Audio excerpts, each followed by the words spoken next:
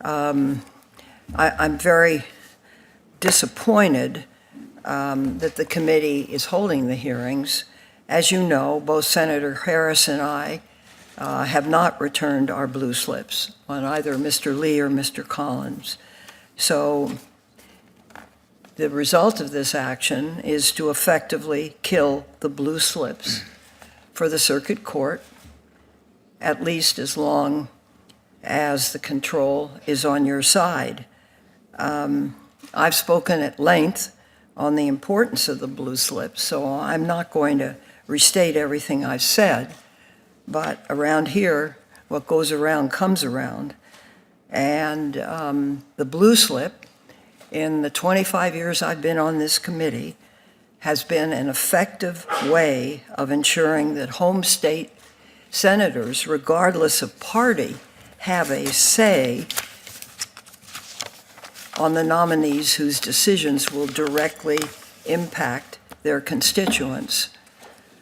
So I really regret that this hearing is being held when two blue slips from the state that this nominee will represent have not come in.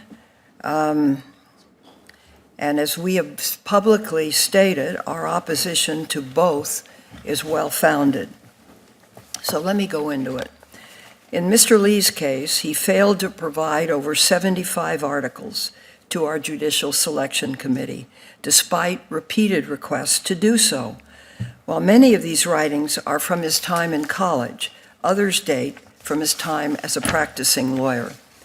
In addition, the committee received 60 pages of articles that had previously been unidentified in the days before this hearing, and over 18 months after he was interviewed by my bipartisan in-state committee.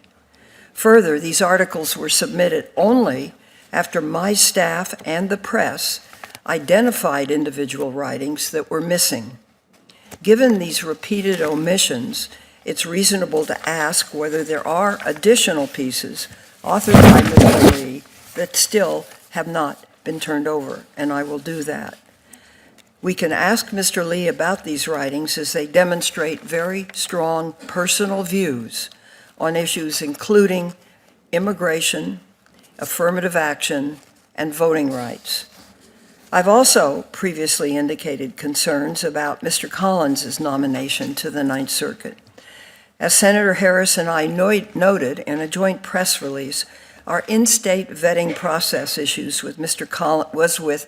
Collins' temperament and rigidity. Specifically, our vetting process had identified that Mr. Collins has, and I quote, a history of taking strong litigation positions for no reason other than attempting to overturn precedent and push legal boundaries, end quote. In reviewing Mr. Collins' record, there are additional concerns about position he's taken on women's reproductive rights, the use of military commissions to try enemy combatants, and its views on the rights of criminal defendants. And I have questions about a provision on the 2006 Patriot Act that Mr. Collins is said to have authored, which stripped federal district court judges of the power to appoint interim United States attorneys. Mr. Chairman, it's not too late to return to honoring the blue slip of home state senators of both parties, not just on district court nominations, but on nominations to the circuit as well. I hope you will do that, and I hope that after this hearing today, you will not allow these nominees to receive a committee vote or advance to the full Senate.